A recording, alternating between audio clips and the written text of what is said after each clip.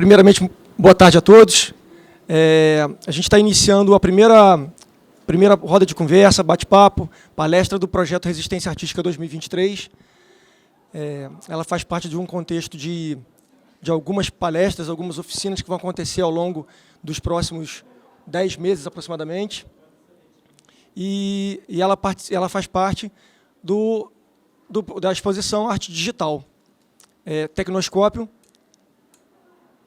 Depois teremos novos artistas e a última exposição, Artes Têxteis.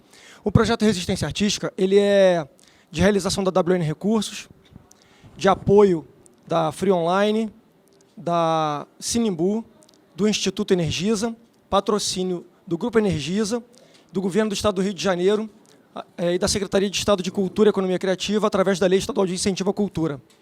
Hoje nós temos aqui a participação de dois artistas digitais, que é a Bárbara Castro e o Carlos Oliveira Júnior,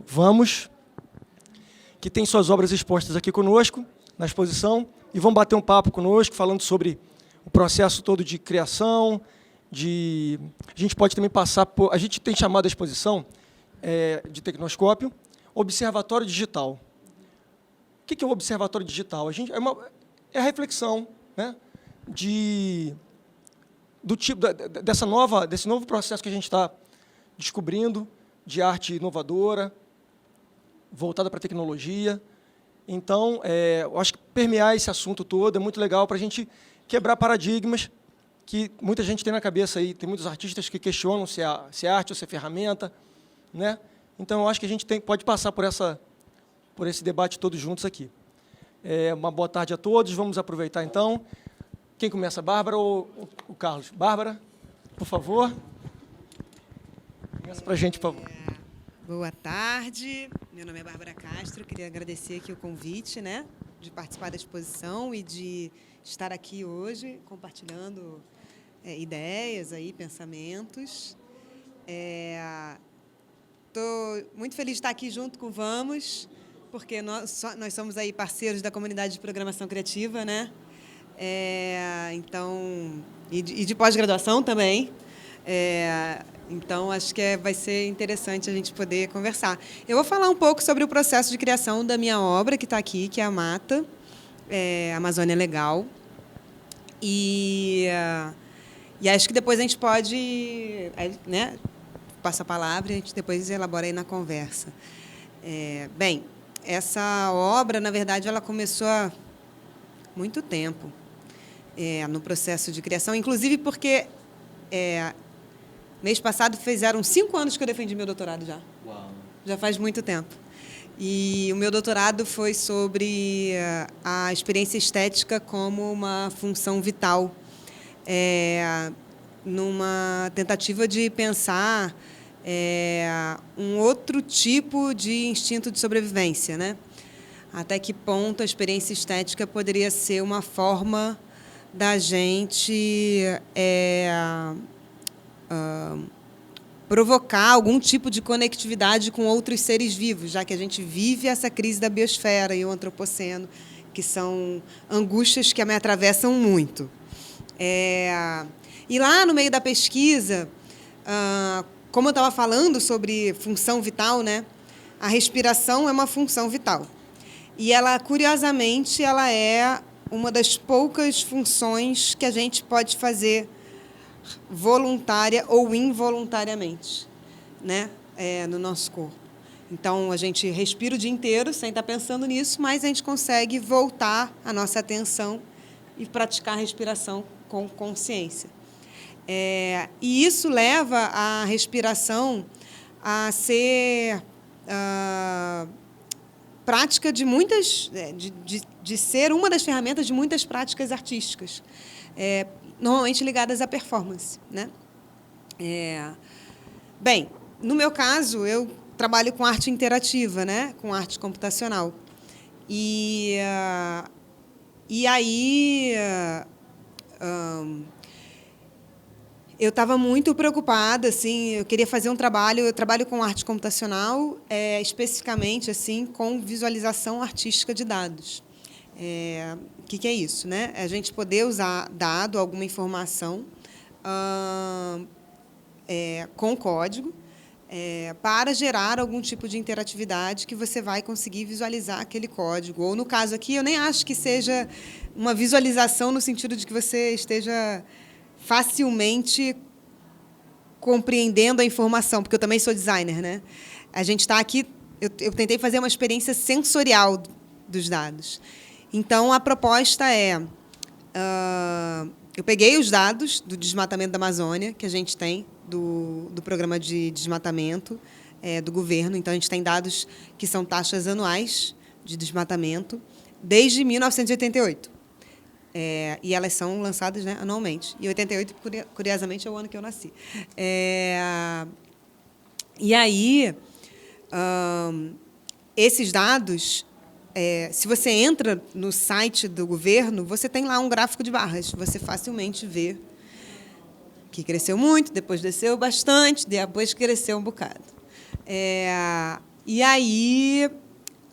só que, ao invés de fazer um gráfico de barras, que é a forma que a gente está acostumado, né, a fazer um projeto de design de informação, vamos supor assim, eu criei uma proposta artística.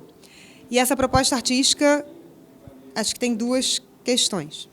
Em termos de visualidade, ela é uma árvore que se abre e se fecha, que, na verdade, dentro da computação, né, são os fractais, que é um modelo matemático que remetem tanto às árvores quanto ao pulmão, porque, na verdade, é muito curioso isso, como é que a gente tem muitos campos da visão computacional e da computação gráfica que são tentativas e às vezes, super bem-sucedidas, né, de mimetizar fenômenos e organismos da natureza, né?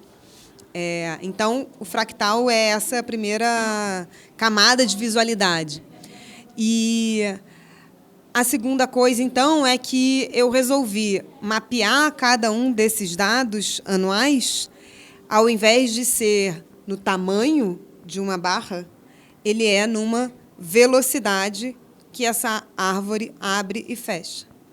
E ela diminui de tamanho também um pouco. Ou seja, a cada ano, enquanto o desmatamento vai se acumulando, esse movimento ele vai acontecendo de forma mais rápida. Por que eu resolvi usar a velocidade? Porque, na verdade, esse vídeo ele é uma proposta interativa. Tecnicamente, ele não é uma obra interativa no sentido de que ele tem sensores ou inputs ou coisas desse tipo, mas ele é uma proposta que eu convido o visitante, o observador, a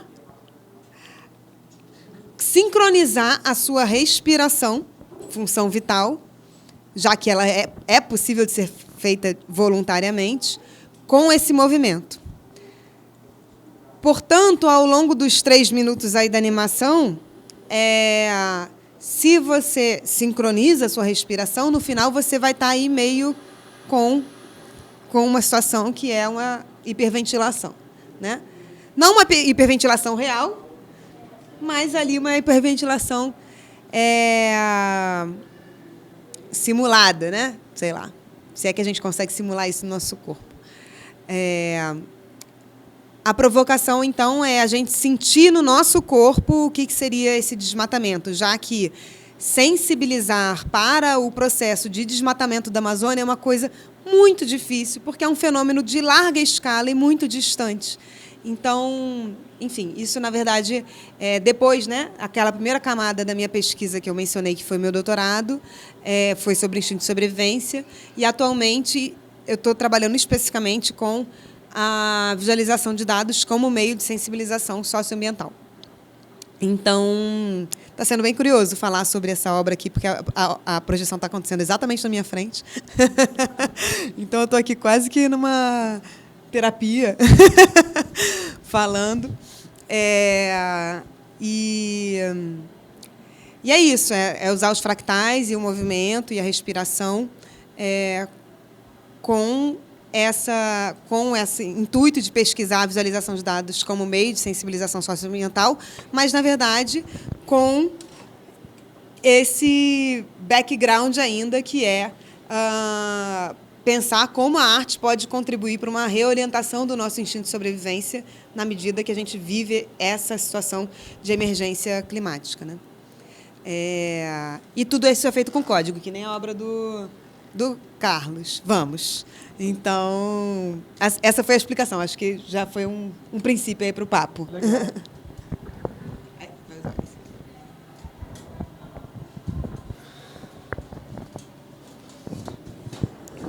Obrigado. Dá vontade de emendar a conversa já e poder extravasar tudo que a gente sente olhando para o trabalho da Bárbara, mas eu vou respeitar o rito, então vou começar falando também um pouquinho da minha pesquisa.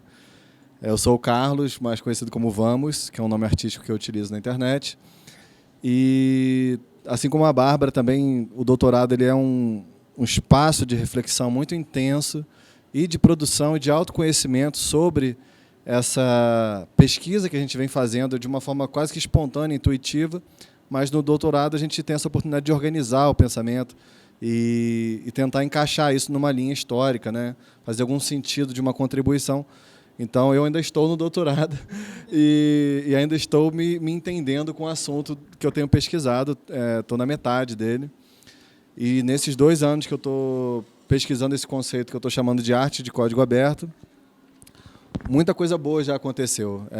Então, há muitos e muitos anos atrás, eu venho fazendo essa coisa de me expressar através do código, que é o que a gente convencionou a chamar de programação criativa, que é uma maneira que você programa um código utilizado para escrever um programa de computador de uma forma menos determinística, né? Ou seja, você não sabe aonde você quer chegar. Você começa de uma forma muito experimental. Às vezes tem uma ideia de um código na sua cabeça, às vezes tem uma emoção na sua cabeça, e aí você se propõe a sentar ali para começar essa jornada de criação. E aí, nessa jornada, você vai descobrindo caminhos que você se permite virar a direção do navio, e isso vai te levando para lugares e descobertas que eu acho que são muito ricas desse processo experimental. Eu acho que isso reconfigura significativamente a relação do código nesse ambiente criativo.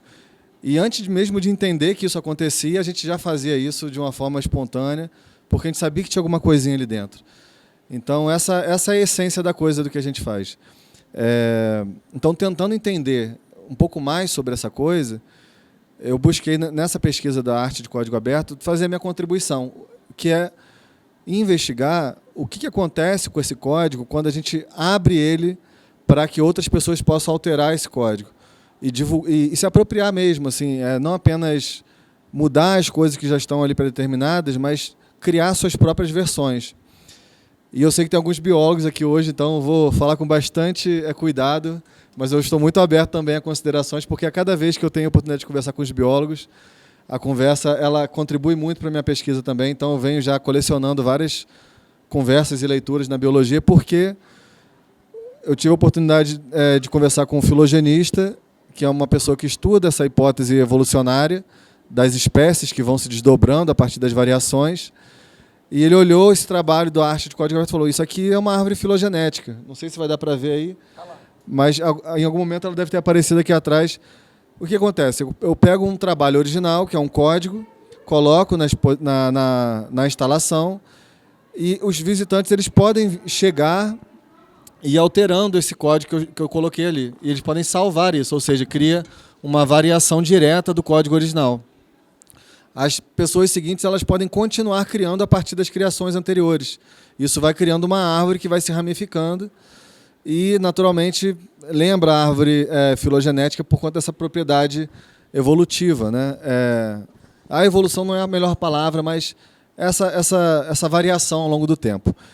Então, a filogenia ela tem servido como um modelo para a pesquisa muito interessante, porque tem todo um vocabulário estabelecido. Então, criar essa analogia com a biologia tem sido assim uma riqueza muito grande para até compreender o que acontece com a arte quando a gente permite esse nível de alteração do trabalho. Então requer, claro, um desapego do artista, né? Permitir que as pessoas façam coisas com o seu trabalho que às vezes você pode gostar menos.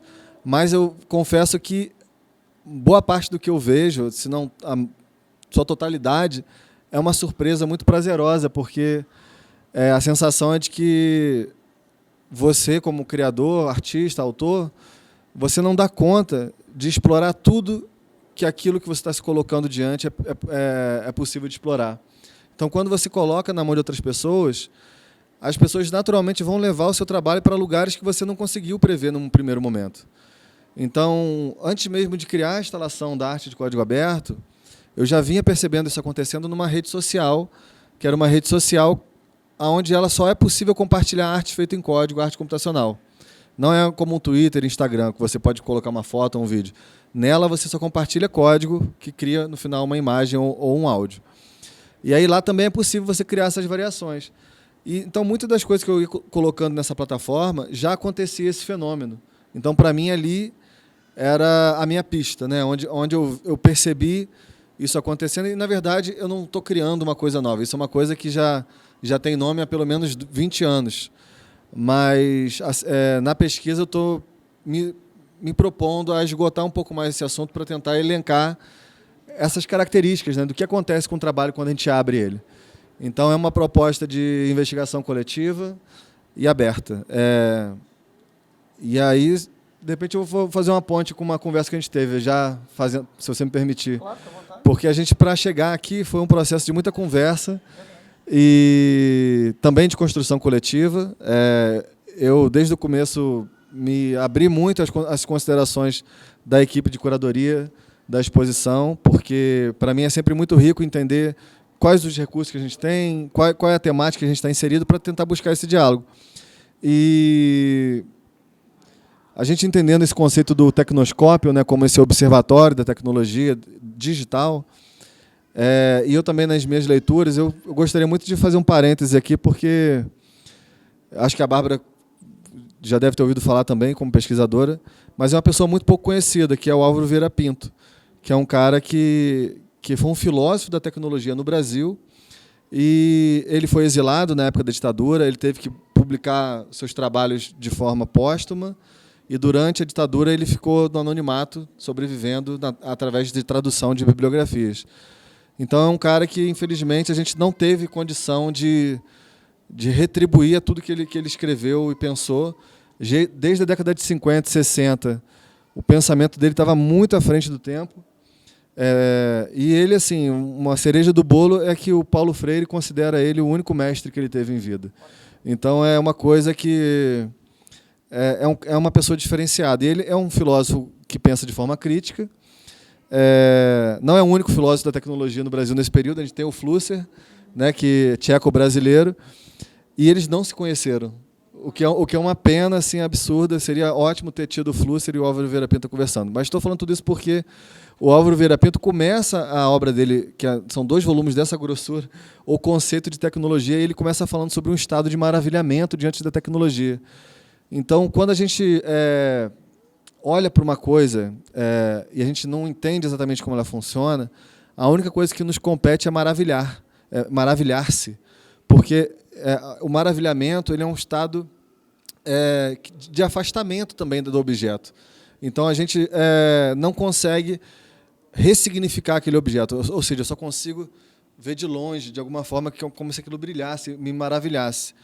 Então, o caleidoscópio ele é um pouco isso também, né? Ele mexe um pouco com a nossa percepção, nesse sentido de criar uma ilusão, deixar a gente fora dessa realidade e deixar de escapar essa compreensão da essência da coisa, né? Então, para fechar aqui, o Álvaro Vieira Pinto ele propõe que a gente crie as nossas próprias tecnologias, que a gente resgate essa capacidade de criar as coisas que a gente usa, para que a gente não se distancie demais da nossa autonomia mesmo, né?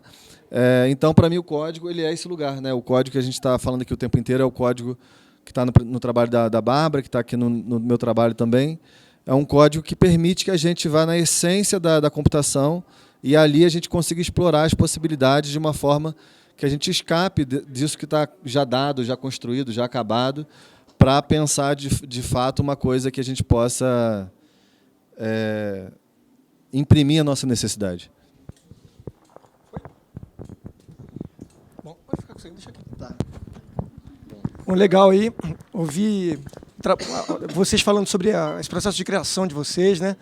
Onde vocês buscam a as informações, o conhecimento, de onde vocês elaboram toda a amplitude para onde vocês vão chegar, onde vocês querem atingir as pessoas de uma maneira com sensibilidade também, com essa percepção até do corpo, né? A gente está falando de digital, mas está falando do corpo ao mesmo tempo. Então, muito obrigado, de verdade, do coração, vocês terem aceitado estar aqui conosco. Eu estou com uma equipe de curadoria aqui atrás, especialmente Mário Moreira, Mário Macena, Paulão está aí, Maria, e a gente até brincou isso que você falou agora de usar todos os nossos conhecimentos e de criarmos, como o Álvaro falou, nossa própria tecnologia. E a gente brincou quando você chegou aqui que a gente trabalha muito com IA, né? Que é a inteligência artesanal. Então, enquanto vocês entraram com o digital, a gente fez aí um trabalho de acomodação, de acolhimento, de ambientação, de estruturação da exposição que falasse alguma linguagem junto com a linguagem digital, né? Mas com uma estrutura, com hardware aí, que foi o caleidoscópio, por exemplo, né? Que a gente montou aqui dentro, para que as pessoas consigam interagir e encontrar esse estado de maravilhamento. Ali tem muita gente que entra ali e fica, como Vamos falou, né? É uma coisa que você não tem que estar de longe para conseguir se conectar, né? Mas a gente está muito feliz com a vinda de vocês novamente e só posso agradecer. Eu vou passar a palavra também para a minha equipe de curadores, que a gente consegue trocar aí um papo mais legal. E a gente também está aberto a perguntas, viu? Então, quem tiver interesse, fica à vontade, e a gente vai seguindo. Ok?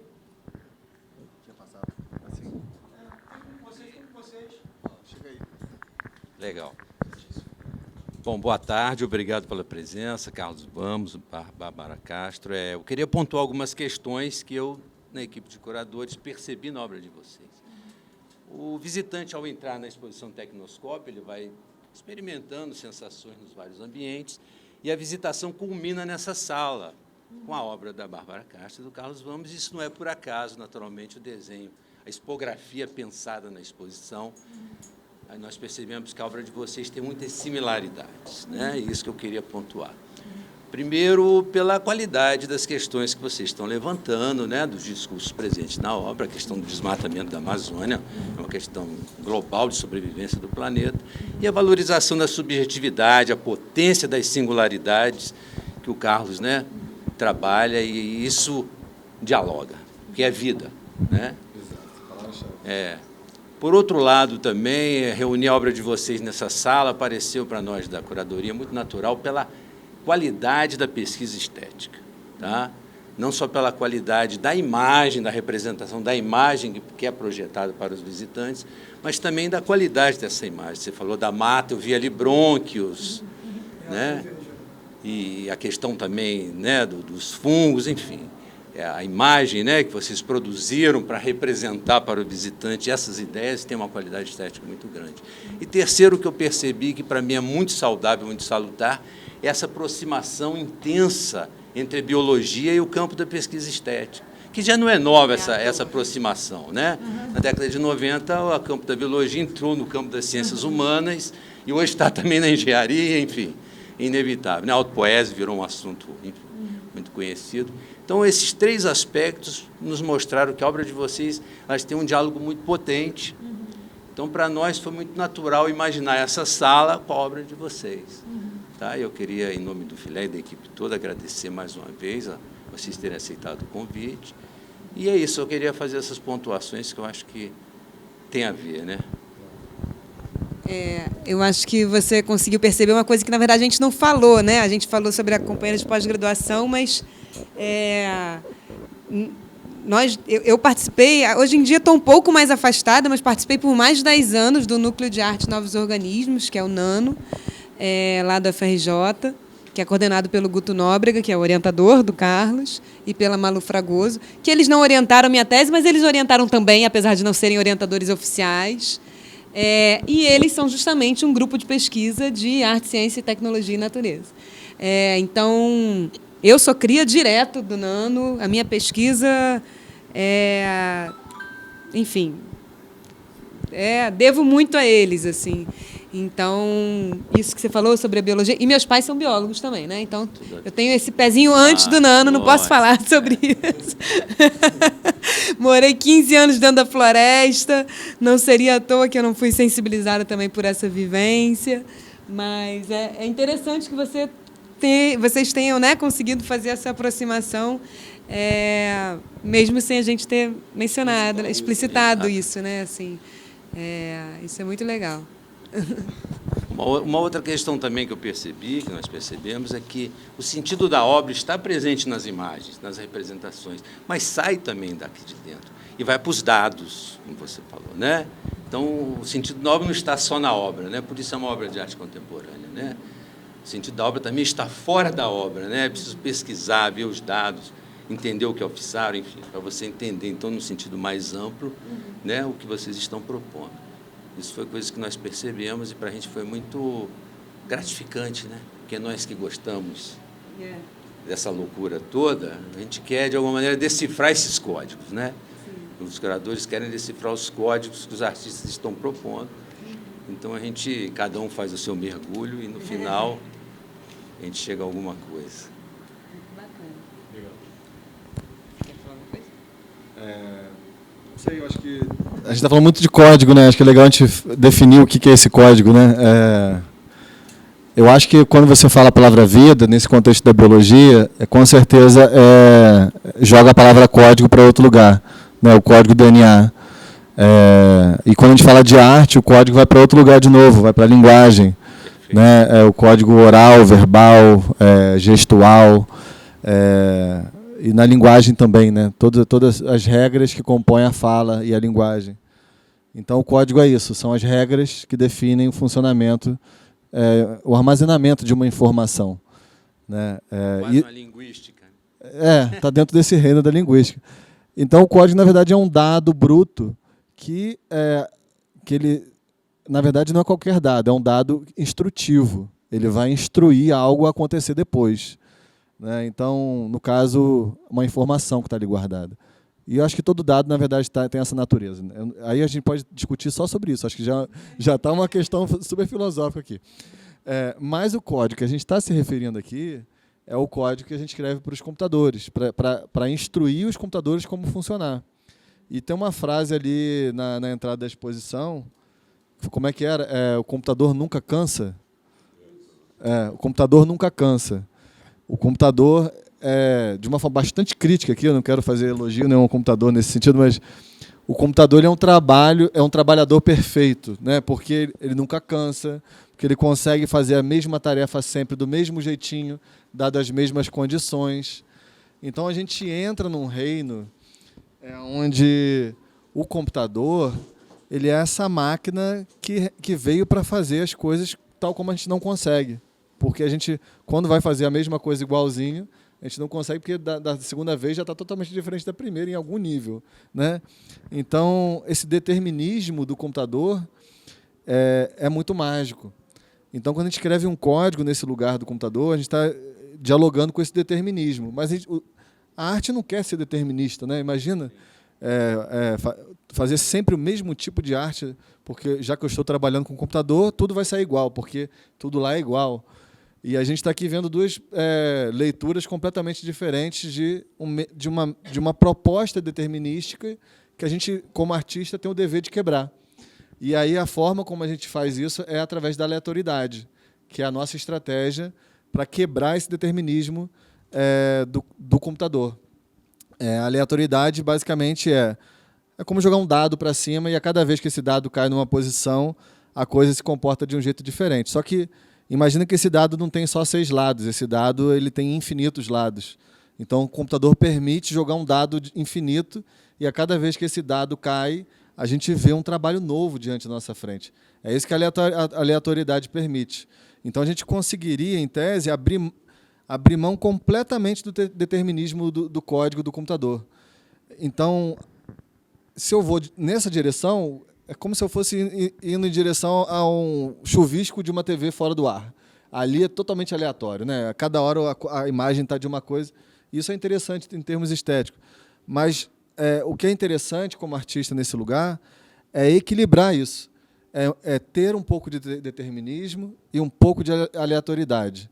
É achar essa medida para você conseguir achar também alguma coisa harmoniosa ou não, depende do que você quer fazer, mas aí sim, há uma coisa racional em busca desse equilíbrio que eu acho que passa pelo nosso processo. Não sei, estou falando aqui de uma forma pessoal, mas também estou tentando generalizar de alguma forma, tomando muito cuidado, é claro, para não passar em cima do processo dos amigos.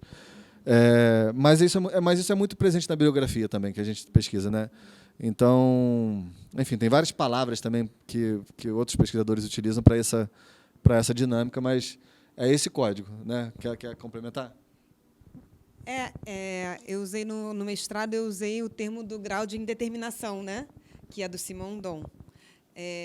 E é justamente, e tem a ver com uma coisa que você, na sua primeira fala, assim, que é o quanto que, às vezes, a tecnologia, de modo geral, ela cria coisas funcionais. Elas têm que ser robustas, fechadas, não podem falhar, elas têm um propósito específico, né? E o artista, justamente, não. Ele tem que lidar com esse grau de indeterminação. Porque esse grau de indeterminação é o que permite, inclusive, que a máquina contribua para o processo da experiência estética, né? Isso, que seja arte, né? No caso, a arte é justamente isso. Exatamente. O Ronaldo Brito, aquele crítico muito importante, ele fala assim, o design faz o que quer, o artista faz o que pode. Acho que é um pouco isso, né? É uma coisa do sentido de que, assim, bom, na história da arte, a gente tem, no Brasil, né, a Lígia Clark e o Elliot Sica, que são, enfim, gênios, e que tiveram essa contribuição mundial sobre a arte participativa. E a arte participativa, quando a gente fala de obra aberta, né, tem Humberto Eco lá, que é o primeiro grau de abertura da obra. Qualquer obra é sempre aberta, não importa se ela, quão estática a gente acha que ela é, um livro ou um quadro. Exatamente. É o primeiro grau de abertura. Na verdade, toda obra de arte é aberta. Mas aí, o segundo grau seria justamente a entrada do corpo, né? Quando o Elliot Sica e a Lígia Clark convidam o observador a participar, a estar vivenciando a experiência sensorial, é a integração de um sistema sensorial humano, né? No caso, o próprio observador. E aí, o outro grau de abertura seria a máquina, porque a máquina é um sistema sensorial artificial. Então, só que para você permitir que a máquina seja um sistema sensorial artificial, você tem que compreender um pouco da máquina para que você permita manter essa margem de determinação, né? E isso é difícil pra caramba. E porque o Flusser mesmo também tem... Estou falando agora uma estrada inteira. O Flusser tem a questão da caixa preta, né? Tecnologia como caixa preta. A gente conhece um pouco, a gente domina um pouco, mas a gente não pode ser funcionário, né? A gente funciona quando a máquina é fechada, a gente funciona em função da máquina, mas a gente quer dialogar, e é por isso que o artista trabalha com essa indeterminação, porque ele está o artista computacional, no caso, né? Ele está em diálogo com o sistema sensorial, com o código, com a aleatoriedade. Eu vou ter que transcrever essa palestra depois para poder trazer para minha pesquisa também. Essa parte do Esse Marinho quer falar ouvindo a Bárbara falar, e vamos falar, é isso mesmo, né? O que diferencia muito a linguagem da arte digital é que ela faz sempre um convite, né, ao visitante, ao usuário, né? Ele pode aceitar ou não, ele pode sentar aqui ou não. Isso. Ele pode, né? Esse convite é sempre um game, né? Está ali embutido esse sentido de game, né? Isso que é uma característica muito presente na arte digital, né? E a gente percebe nos visitantes às vezes essa reticência de entrar no jogo, às vezes não, vem com muito avidez e entra no jogo muito, já chega da porta. Eu sempre digo que eu trabalho com arte computacional porque eu sou das que gosta de interagir. Eu chego no museu já querendo interagir, onde é que eu você aceita o convite, né? Tem uma coisa do digital que eu acho que é legal de trazer para cá, porque tem a ver com tudo isso que a gente está falando. O digital, em oposição ao material, ao físico, ele tem algumas características que criam outros paradigmas, né? Por exemplo, a falta de escassez, né? No físico, no material, a gente tem o quê? Eu tenho uma coisa que, para eu ter outra coisa igual a essa, eu preciso pegar outros materiais iguais e fazer essa outra coisa. No digital, não. Eu posso duplicar uma imagem infinitas vezes sem necessariamente gastar a imagem original, né? Então, acho que isso muda radicalmente a forma como a gente pensa a arte. Porque, diferente de uma pintura a óleo, que para eu ter um segundo quadro, eu vou ter que pintar aquele segundo quadro. Comprar tubos de tinta. Para pintar segundo quadro igual, né? No caso, vamos dizer que eu queira fazer 2 versões do mesmo quadro. No digital, eu tenho um quadro e eu duplico esse quadro quantas vezes eu quiser. Isso desloca a gente desse lugar da escassez, né? Então, quando a gente fala de escassez, a gente fala de valor, né? Isso é raro, porque só existe um. Agora, no digital, porque podem existir infinitos, como é que a gente cria valor disso? Então, a arte digital, historicamente, ela é underground, né? Ela é deixada de lado, porque ninguém resolvia esse problema. Como é que o artista que trabalha no digital ele vai conseguir produzir algo que vai gerar valor, que vai reconhecer valor pela escassez, sendo que o meio digital não permite isso. Aí a gente... Não quero me aprofundar muito nesse assunto, senão a gente vai deslocar totalmente aqui, mas já que entramos aqui, né, em 2021 vem essa febre das NFTs, que é justamente...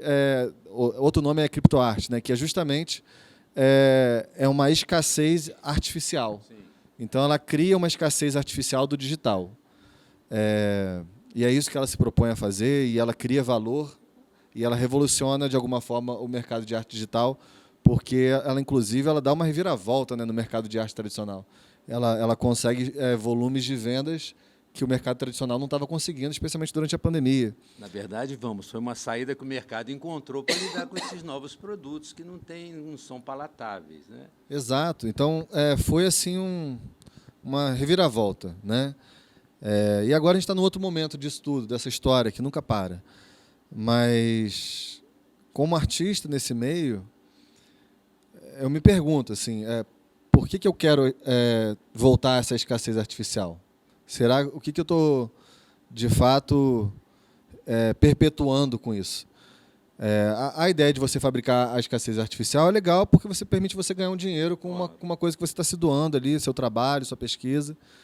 Mas, ao mesmo tempo, essa coisa de copiar infinitamente as coisas, né, é muito legal porque a gente pode compartilhar muito mais, né? Então, quando eu pego uma obra minha e eu posso colocar ela simultaneamente no mundo inteiro, disponível, diferente de ser um quadro físico que tem que ser transportado dentro de uma moldura super complexa, caríssima, para poder proteger. Então, a gente pode ir para outros lugares nesse sentido, sabe? Pode, inclusive, ficar no metaverso, sim, pode não precisar se materializar, né? Pode existir apenas no digital e isso basta também. Então, acho que como vocês estão aqui discutindo a arte digital de uma forma maior, né, achei que seria legal falar um pouco dessa característica. Sim, é contraditória, mas é presente na linguagem. Exato. Né? E é uma coisa que não se resolve, né? Como é que você lida com esse paradigma, porque não está bem resolvido ainda. Você falou uma frase que, para mim, causou um estranhamento. Provocar uma sensação de escassez. Olha que coisa mais contraditória, né? Você provocar uma falta, né? Quando, na verdade, a gente provoca a produção das coisas, né? Exato. E não o contrário. O contrário, né? Mas é uma contradição. É contraditório. Na sociedade contemporânea, enfim. É contraditória a natureza do conhecimento, que sempre foi aberto, sempre foi livre, sempre navegou entre as bocas e ouvidos, né? E agora a gente está aqui, de alguma forma, criando amarras, né, a essa forma tão natural que é aprender um com o outro, né, através da conversa. Enfim, me estendi muito, mas queria pontuar isso. Não tem nada estendido nenhum, fica à vontade. Mais alguém quer fazer alguma colaboração?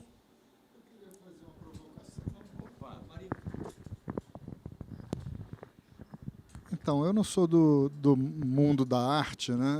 Eu sou Se fosse me definir, eu diria que eu sou um cientista cartesiano, mas eu sou da área da biologia que o Vamos mencionou. E eu trabalho muito até hoje, apesar de aposentado, na questão do que está acontecendo no planeta hoje, em conservação, na área de conservação da natureza. E por conta de sempre querer ver outras visões e tudo, há uns 2 ou 3 anos atrás, eu conversei com uma pessoa que eu nunca tinha visto e nunca vi depois disso também, pelo telefone tradicional, que era um professor aposentado da Federal do Rio Grande do Norte, o Zé Pinheiro, que trabalhou a vida inteira com psicologia ambiental. E a minha provocação é que ele me falou uma coisa que tocou muito a gente até mudou a maneira da gente trabalhar, que ele falou que essa história de querer fazer conservação, dizendo assim, olha, tal ambiente é muito importante por isso ou por aquilo e tal, que isso aí ele nunca viu dar certo. Nunca viu dar certo. Que a única maneira de fazer as pessoas interagirem melhor com a natureza ou compreenderem melhor era através da arte. Tá? Então, isso me parece que bota uma responsabilidade sobre os artistas muito grande, porque quem faz arte é artista. E o artista, aparentemente, segundo o Zé Pinheiro, que é um cara super referência na área de psicologia ambiental, então ele ganha essa responsabilidade de tocar o coração das pessoas, de visualizarem o que está acontecendo no planeta, que é grave, não é trivial, né? Então, eu queria, assim, a Bárbara é mais explícita aqui na proposta dela, mas eu vou provocar, que você mencionou a biologia e tudo mais. Como que você vê o papel do artista nisso de ter que tocar o coração da sociedade, não apenas visualmente, mas de fazer... Você mencionou, por exemplo, assim, causa e efeito. Né? Eu via, antes de começar a roda de conversa, não, você pode mexer no código que vai acontecer alguma coisa lá. Essa noção de causa e efeito já é uma coisa que a maioria da sociedade muitas vezes não compreende. Eu vou derrubar essa floresta aqui e aí com isso vão secar os rios. Não estou dizendo que a arte é isso, não. Isso é uma coisa cientista cartesiano, tá?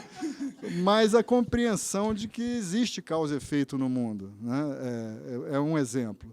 Mas eu queria, então, provocar isso. Os artistas, segundo o Zé Pinheiro, que é psicólogo, tem essa responsabilidade no mundo de hoje. Como é que vocês veem isso? Eu gostaria de estender a pergunta para a Bárbara também, porque eu acho que essa pergunta ela é super interessante e eu, obviamente, não vou conseguir respondê-la de forma satisfatória. Eu vou falar da minha perspectiva. Sim, eu acho que tem um campo da arte que eu nunca tinha escutado falar de psicologia ambiental, então depois eu vou até ter que pesquisar. Mas a arte trabalha nesse campo do sutil, né, da subjetividade, que às vezes vai para o inconsciente, que às vezes nem chega no consciente. Ela pode ir para qualquer lugar. A arte, toda vez que você tenta definir ela escapa e ela vira outra coisa. Então, não vou tentar definir o que é arte aqui, porque isso é uma armadilha. Mas ela trabalha nesse campo do sutil. Então, quando eu falo do sutil, eu estou falando de uma coisa que não está ali explícita, né? Que não está ali sendo dita com todas as letras, mas que você, de alguma forma, vai ter uma interpretação que é só sua. Então, você teve uma leitura ali que é da causa e efeito, que até agora ninguém tinha trazido. E isso, para mim, já é interessante. Isso é mágico. Conceitual, Então, isso já está no sutil, né? Isso já está em aberto, nesse primeiro grau que a Bárbara mencionou, de abertura, né? Que é a sua visão sobre as coisas que te atingem. Mas, indo na direção da sua pergunta, eu acho que muito dos problemas do mundo vem dessa situação que o Álvaro Vieira Pinto fala do maravilhamento, né? Que a Bárbara estava trazendo também a perspectiva do Flusser, que é usuarista, né? Nós somos usuários do mundo, deixamos de atuar sobre o mundo, deixamos de colocar sobre o mundo as nossas necessidades. Quando eu falo isso, parece que eu estou criando mais problema, né? Porque se todo mundo resolver colocar suas necessidades sobre o mundo, não vai sobrar nada, né? Mas eu acho que tem uma questão que é importante aqui, que é: que mundo é esse? Quem são essas pessoas? Porque as pessoas que, de fato, estão transformando o mundo são pessoas específicas, não somos nós. A gente está aqui tentando limpar a M que eles deixam para trás, né? Então, essas pessoas que estão, de fato, criando essa curva exponencial de consumo, de produção, e tudo isso que assusta demais a gente, são pessoas específicas que têm ali um pé muito grande no capitalismo, né? E aí, esse vetor de desenvolvimento é um vetor que visa o lucro, que visa exploração, que visa essa coisa desenfreada, que, especialmente na biologia e no ambientalismo, o efeito é o pior de todos, né? Mas isso se espraia para tudo, se espraia na arte, né? A gente está vivendo uma guerra agora das inteligências artificiais contra os artistas, porque é um desrespeito muito grande com a produção artística, você pegar o trabalho das pessoas e alimentar uma inteligência artificial e depois ela automatizar aquilo que você levou uma vida para construir. Então, esse debate está vivo, acontecendo o tempo inteiro. Essa semana eu já falei umas 3 vezes sobre esse assunto em ambiente de pesquisa e de diálogo. E muita coisa bacana eu vou aprendendo a cada vez que a gente vai falando, né? Uma das coisas foi que a gente precisa lutar contra isso mesmo. A gente precisa tentar resistir de alguma forma contra isso, porque ficar limpando a sujeira que isso tudo deixa para trás depois é muito cansativo, né? Na verdade, a gente não queria estar fazendo nada disso. A gente queria estar só curtindo essa relação com a natureza, curtindo essa relação com o mundo de uma forma mais harmoniosa, que se a gente for nesse caminho, a gente esquece todo o resto e daqui a pouco não tem mais nada para a gente curtir, porque todo o resto vai ser o que nos resta mesmo, que é muito pouco, é o mundo destruído. E aí, só para concluir, eu acredito que isso que eu estou colocando aqui através da minha arte é uma maneira da gente se aproximar da tecnologia, que é, de fato, o estudo da transformação do mundo, através das técnicas, através das ferramentas, através da nossa capacidade de criar essas ferramentas, né? E aí, por que eu estou trazendo isso de volta para a individualidade? Porque a gente perdeu isso nesse estado de maravilhamento, e como isso vem de um lugar específico, que são das grandes corporações, elas não estão interessadas numa coisa que é óbvia, que é o bem comum. O bem comum, ele passa por uma harmonia entre você com você mesmo, você com os outros, você com a natureza. Isso é o comum, né?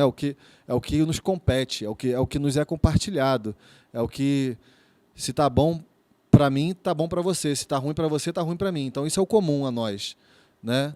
Então, esse bem comum é isso que é essencial. O ar que a gente respira, né, é um bem comum, né? O conhecimento é um bem comum. As tecnologias que nós usamos é um bem comum. Só que a sensação que a gente tem cada vez mais rápido é que a gente não está tendo nenhuma chance de preservar esse bem comum, de dizer o que é esse bem comum. Isso já vem pronto, isso já vem de um lugar específico. Então, quando eu chamo a pessoa para aprender esse código, é de alguma forma falando: olha, acho importante você saber entender razoavelmente o que é isso, para que você tenha uma chance no futuro de construir uma coisa que você realmente acha que você precisa. Porque se você... É alfabetização, basicamente, né? Se você não sabe ler mundo, se você não sabe ler palavra, qual a experiência de vida que você vai ter? É uma. Não estou falando que é melhor ou pior, mas é uma experiência que vai te impedir de acessar algumas áreas do conhecimento. A mesma coisa com o letramento digital. Então, se você conhece razoavelmente como essas maquininhas funcionam, eu acho que a gente tem a chance de dizer o que eu quero que essas coisas sejam, não o contrário. Não elas dizerem o que eu posso ser, basicamente. Maravilhoso. Eu sempre falo... eu e Carlos, a gente já fez muitos eventos de ensino de programação criativa juntos, né? Existe a comunidade de Processing, que é essa linguagem que a gente programa. E nas minhas turmas também lá na ESD, que agora estou lá na ESD, sempre falo para os alunos, né? ainda mais os designers, a gente tem tantas ferramentas de criação, só que quem criam as ferramentas não são os designers. Ai, gente, eu fico pirando nisso. Mas... Bem, a minha obra, acho que eu não tenho nem o que responder. A minha obra é exatamente sobre isso, né? Inclusive, eu tenho estudado psicologia ambiental. Mas é uma... Ao mesmo tempo, eu acho que é uma super... É uma responsabilidade. E eu vou falar agora de uma outra camada desse processo de criação, que é, assim, trabalhar com visualização artística de dados é complexo pra caramba para o artista, sabe? Porque, assim... Você entra lá no Terra Brasilis e tem os dados anuais. Mas, assim, existe dados que são de uma organização independente, que faz o mesmo processo de coleta de dados da Amazônia. Mas esse dado... Eu entrei nessas pirações, gente. Eu demorei muito. É a primeira vez que eu estou exibindo essa obra agora aqui em galeria. Primeira vez. Por quê? Porque se a responsabilidade é do artista de sensibilizar...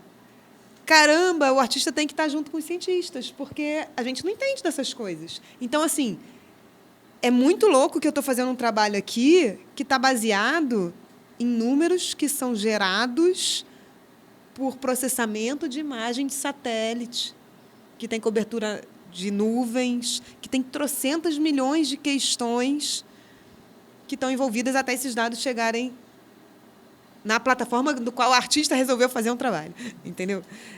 Então, esses níveis de entender a tecnologia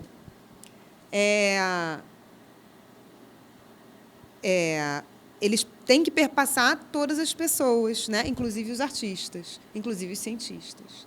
Então, a escolha que eu fiz do banco de dados aqui é a do PRODES. A do PRODES, que é esse programa governamental, a gente tem uma série temporal desde 88. Mas, se você para ler lá a nota técnica da publicação dos dados, você vai ver que a resolução do satélite que é usado é de 6 hectares. Ou seja, ele só passa a medir desmatamento a partir de 6 hectares de desmatamento. Mas, no Amazon, que é uma organização independente, que só tem série temporal desde 2008, ou seja, uma série temporal bem menor, é a partir de 1 hectare. E você, como artista, que vai ficar responsável por sensibilizar, você tem que escolher qual dado que você vai usar. E eu poderia simplesmente parar e pegar os dados e só usar, sem me apropriar disso. Eu cheguei a conversar com pesquisadores, né, da Amazônia no processo de criação. Então, eu não acho que a responsabilidade para a sensibilização, por mais que... Como é que é o nome do cara da psicologia ambiental mesmo? Eu esqueci. José Ribeiro? José Ribeiro? José de Queiroz Pinheiro. José de Queiroz Pinheiro. Sejam só dos artistas. Eu acho que os cientistas e os artistas têm que trabalhar juntos. Respondi. Legal, ver o responsabilidade. Eu quero que depois você me explique o que é ser um biólogo cartesiano, tá, amigo? Entender melhor isso. Alguém mais quer fazer alguma contribuição? Estamos aqui agora com uma possibilidade dessa incrível de falar sobre meio ambiente, arte digital, responsabilidade social do artista.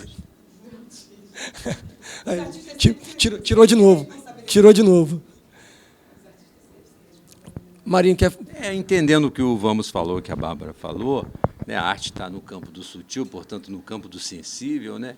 Há sempre um campo de tensão muito grande entre esse sensível e essa superestrutura capitalista que nós estamos inserindo, inclusive a arte, né, com sua estrutura mercadológica. Então, acho que o grande desafio do artista é não perder de vista esse campo do sensível, sabe? Porque é muito fácil a gente, às vezes, no caso de vocês que têm que lidar, então, com essa conexão com as máquinas, né?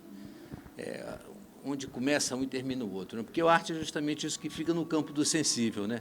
Se a gente sair do campo do sensível, a gente vai cair talvez numa coisa muito panfletária ou muito, enfim, ideológica, né? Que não é também a solução. Nós já sabemos, não são as ideologias que vão salvar o mundo. Nós construímos todas, possíveis e impossíveis, né? O que vai salvar o mundo é a gente manter a natureza viva. Chegamos a essa conclusão, né? E acho que tudo isso tem muito a ver, e também aproveitando a fala do Vamos, essa questão, né, do distanciamento, maravilhamento, que é sujeito e objeto, né, esse distanciamento, ele vem daquela clássica oposição que não cabe, que é natureza e cultura, né? Essa oposição ela gerou uma série de distorções e divisões da natureza como fonte de recursos. Quando eu era criança, eu tenho 65 anos, a gente aprendia assim, a água é um recurso inesgotável. A gente aprendia isso na escola primária. Água como recurso inesgotável, a gente sabe que isso é olha que loucura. Isso era falado pelos professores, endossado pela academia, né?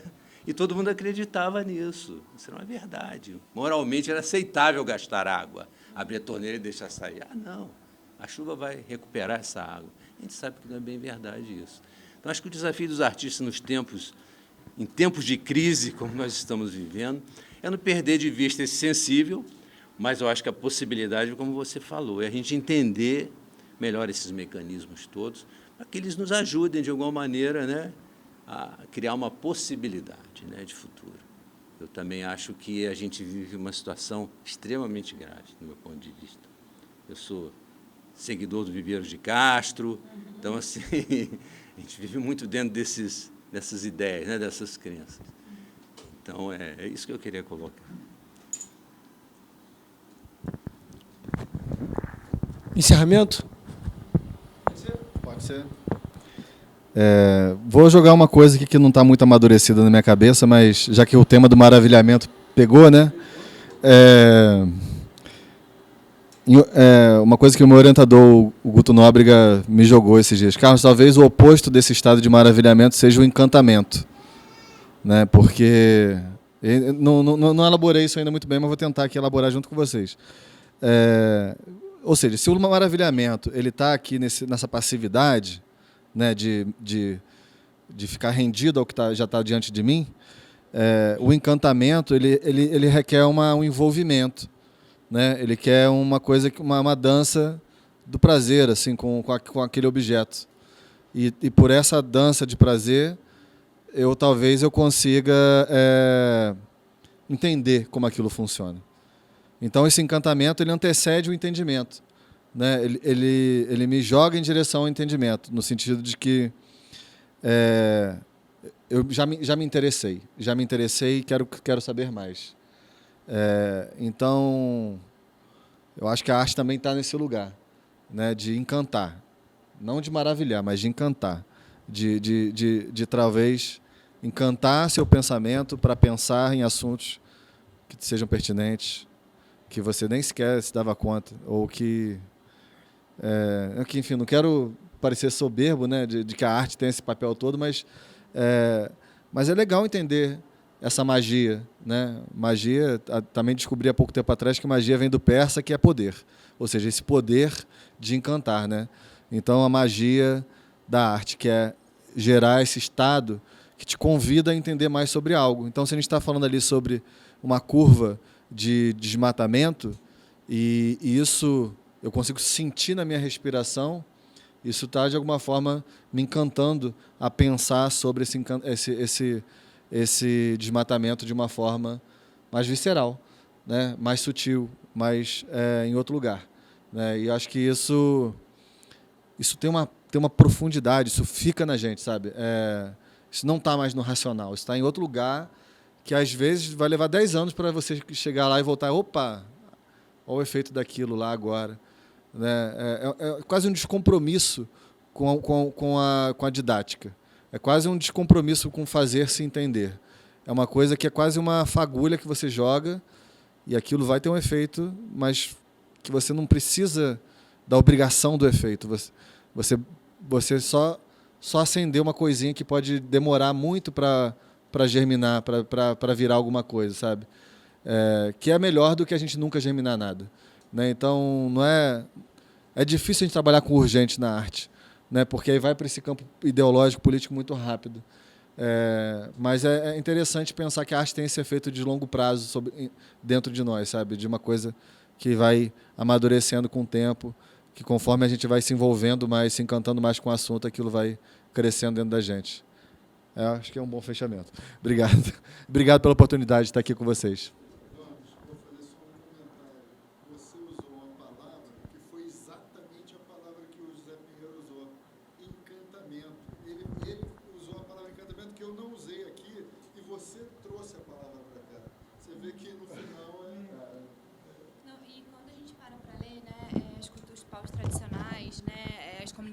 quilombolas, os povos indígenas, eles falam de encantamento. E são povos que estão 100% em contato, vivendo em comunhão com a natureza, né? Porque o que eu acho que acontece, a gente, enquanto sociedade pós-moderna, é que a gente não se vê a natureza. A gente não é a natureza. A natureza está lá e eu estou aqui. Né? Mas, assim, a água é recurso, mas eu sou água também. Meu corpo também é água, né? Então, eu acho que é isso, assim, não ia falar, mas acabou rolando aqui. Eu sou pesquisadora do corpo, dentro da arte, dentro da terapia haitiana, então é um assunto que me interessa, né? Eu gosto quando você fala da escassez, né? Dessa coisa de não produzir escassez, porque a gente olha para a natureza é por si só abundante. Então, a ideia de escassez não faz sentido na gente enquanto sociedade, então por que produzir mais escassez? Né? É uma subjetivação que é... A gente não precisa mais dessa subjetivação, eu acho, né? E tem 2 termos dentro do pensamento haitiano que eu gosto, que é de autorresponsabilidade, que conversa com o termo de autorregulação, onde a gente vive, né, um planeta que não pode se autorregular, e autorresponsabilidade, que acho que a gente, no processo de individualização que a gente vive, a gente perdeu essa noção, enquanto sociedade, não só os artistas, né, todo mundo, e mobilização de afetos, que é o que eu acho que é onde entra esse lugar da arte, né? Você olhar e você ser mobilizado por aquilo, que é esse campo do sutil, do sensível, né? Então, eu acho que são 2 termos que eu gosto muito de pensar nesse conceito. E agradecer de novo também a presença de vocês, só para dar uma fechadinha aí. Eu vou tentar, na verdade, juntar um pouco das 2 coisas, porque tem a ver também com o processo, né? Nesse processo de pesquisa que eu estou agora, como eu falei para vocês, que é o objeto da visualização de dados como meio de sensibilização, que tem a ver com encantamento, na verdade, justamente porque e tem a ver com responsabilidade. Em uma das leituras que eu estou começando a fazer em campos interdisciplinares, que agora, no caso, é a educação ambiental, ele tem várias etapas. E aí a primeira é a sensibilização. Então, tem sensibilização, compreensão, a terceira eu não me lembro, responsabilidade e cidadania. E eu, como designer e artista que trabalha com informação, tenho pensado justamente nisso, né? Porque isso que o Carlos descreveu, como essa faísca, essa fagulha e tal, é esse processo de sensibilização. Então, quando a gente trabalha com visualização de dados, a visualização de dados enquanto campo de conhecimento, assim, enquanto prática, ela está sempre muito conectada na informação, né? Na transmissão de informação. Então, normalmente, ela opera na segunda etapa, que é na etapa de compreensão. Mas a minha intenção é justamente trabalhar com a visualização de dados nessa etapa anterior, nessa etapa de sensibilização. E quando fala de escassez, foi, inclusive, a escolha que eu tive de gerar uma obra que é feita com código, mas que é um vídeo. Porque a ideia é que esse vídeo eu posso mandar ele pelo WhatsApp e mandar ele fluir para sempre em qualquer lugar, sabe? Ele não precisa estar só dentro de uma galeria, né? E eu acho que isso também dialoga, né, com o que o Carlos falou, que é isso, a obra de arte digital ela pode estar em qualquer lugar, em vários lugares ao mesmo tempo. E, enfim, não existe uma obra que vai ser feita, enfim. Mas acho que é isso. Esse pelo menos é o meu compromisso pessoal, assim, né? Do encantamento e da sensibilização. Vou aproveitar, então, a oportunidade para agradecer a Bárbara e o Vamos e todos aqui que participaram desse bate-papo, né? E é engraçado que, numa conversa que nós tivemos online, lá atrás, você falou para a gente essa palavra maravilhamento e ela, de alguma maneira, orientou a nossa curadoria, ficou na cabeça da gente, né? E é legal ver tudo que foi falado aqui. E eu acho, então, que o papel da arte é se apropriar do maravilhamento e encantar. Não é? De alguma maneira, aproveitar essa ferramenta e continuar encantando para sensibilizar, para cuidar do que precisa ser cuidado. Muito, muito obrigado, mais uma vez, de coração.